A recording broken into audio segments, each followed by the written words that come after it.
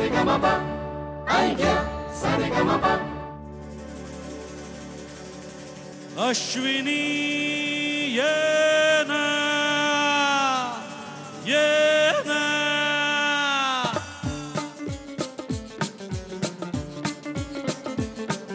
प्रिये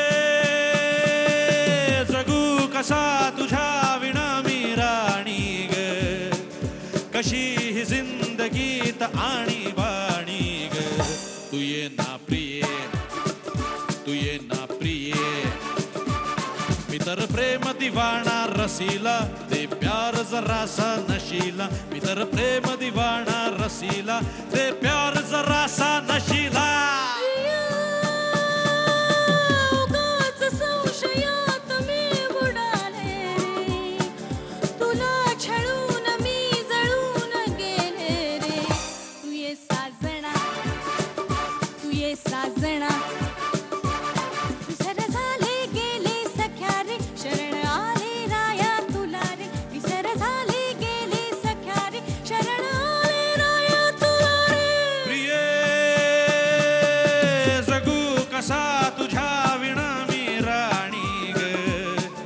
कशी जिंदगीत आणि बाणी ग तू ये ना प्रिये तू ये ना प्रिये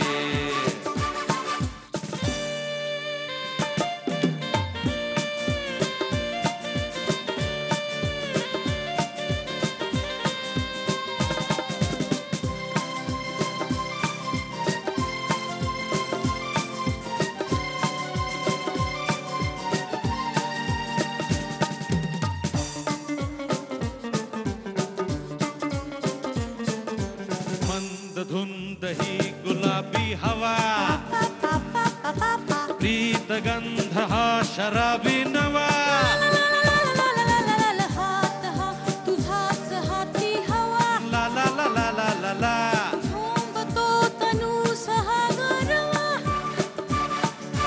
तुझी माझी प्रीती अशी फुले मधुराणी फुलं तुनी उमलती जशी गोड गाणी तू ये ना प्रिये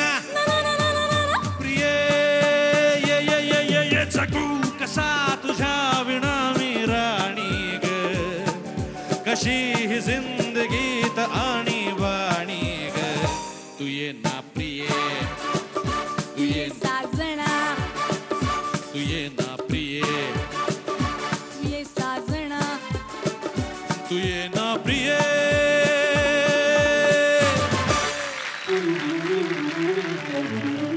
क्या बात आहे आज म्हणजे अनोखच कॉम्बिनेशन बघायला मिळतंय आणि भागाची इतकी रॉकिंग सुरुवात करून दिल्याबद्दल अवधूत तुझे आणि अश्विनी अमृता तुझे तुम्हा दोघांचे धन्यवाद. तुला पुढच्या गाण्यासाठी तयारी करायची असेल ऑल द बेस्ट आणि अवधूत तू स्थानापन्न व्हावंस ही विनंती. थँक्यू. तुम्हा सगळ्यांचं मनपूर्वक स्वागत आयडिया सारेगमप स्वर मनातले स्वप्न ताऱ्यांचे मध्ये. चित्रपटांचं बस्तान आपल्या इथे बसायला तसा फारसा वेळ लागला नाही. म्हणजे बघा ना पूर्वीचा चित्रपट आणि आजकाल बनणारे चित्रपट यांच्यामध्ये तांत्रिकदृष्ट्या जमीन आसमानाचा फरक असला. म्हणजे पूर्वी 3-1 तासांचे चित्रपट बनत असत आता 2-2.5 तासातच संपतात. पण या सगळ्या स्थित्यंतरांमध्ये लक्षात काय राहिलं ती म्हणजे चित्रपटांमधली गाणी आणि या गाण्यांमागचे जादुई आवाज. आपण चित्रपट बघायला गेल्यानंतर पडद्यावर हिरोला गाताना बघून सहज कमेंट करून टाकतो की अरे या हिरोला मात्र या गायकाचा आवाज काही सूट होत नाही. म्हणजेच हिरोचा गाता गळा कोणाचा असावा हे ठरवण्याचं अतिशय अवघड असं आव्हान संगीतकारापुढे कायमच असतं. आणि अर्थातच कलाकार स्वतःच ते गाणं गातोय हे भासून देण्याची किमया ही गायकाला साधावीच लागते. आणि त्यामुळे आपल्या मनामध्ये असं पक्क झालेलं असतं की अमुक हिरो म्हणजे अमुक आवाज. उदाहरण द्यायचं झालं तर राज कपूर म्हणजे मुकेश, राजेश खन्ना म्हणजे किशोर कुमार. आणि ही समीकरण एकदा पक्की झाल्यानंतर गायक आणि संगीतकारांपुढचं हे आव्हान अजूनच कठीण होत जातं. छान गाणं म्हणणं आणि पडद्यावरच्या कलाकाराला सूट होणाऱ्या आवाजामध्ये गाणं म्हणणं ही एक अत्यंत अवघड गोष्ट आहे. आणि हेच पार्श्वगायनाचं आव्हान आपल्या आयडिया सारेगमपच्या या मंचावरच्या कलाकारांना जमतंय की नाही हे बघण्याचं ठरवलंय आपल्या दोन्ही परीक्षकांनी. चला तर त्यांचं आधी स्वागत करूयात आणि आजच्या आणि उद्याच्या भागामध्ये पार्श्वगायन अर्थातच प्लेबॅक सिंगिंग साठी प्रयत्न करणार आहेत आपले सगळेच कलाकार. जोरदार टाळ्यांनी स्वागत करूयात. आत्ताच एक रॉकिंग गाणं सादर करणारे अवधूत गुप्ते, वंदना गुप्ते. अवधूत, वंदनाताई, आजचा आणि उद्याचा भाग प्लेबॅक सिंगिंगचा आहे. या भागाबद्दल आम्हाला सांगा ना, या थीम बद्दल. ही निवडलेली थीम जी आहे ती खूप इंटरेस्टिंग आहे, कारण अतिशय अवघड असतं एखाद्याची नक्कल करत किंवा एखाद्या व्यक्तिमत्व पडद्यावर येणार आहे त्या व्यक्तिमत्वाची नक्कल करत आपल्या गळ्यातून तो व्यक्तिमत्वाचा आवाज आणणं it's a very difficult challenge. फक्त नक्कल करणं आणि व्यक्तिमत्व उतरवणं यात फरक आहे. हा फरक लक्षात घेऊन त्यांनी गावं अशी माझी इच्छा आहे. बघूया काय होतंय. हे शेड्यूलच एक शिबिर आहे, अभिनेत्यांमधले गायक शोधायचे.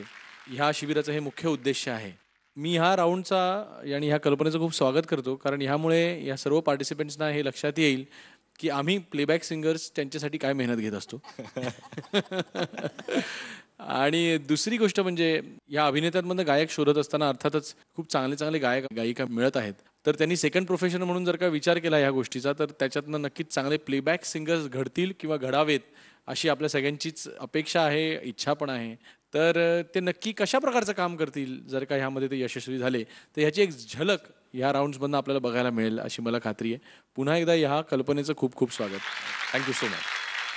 सारेगमप आयडिया सारेगमप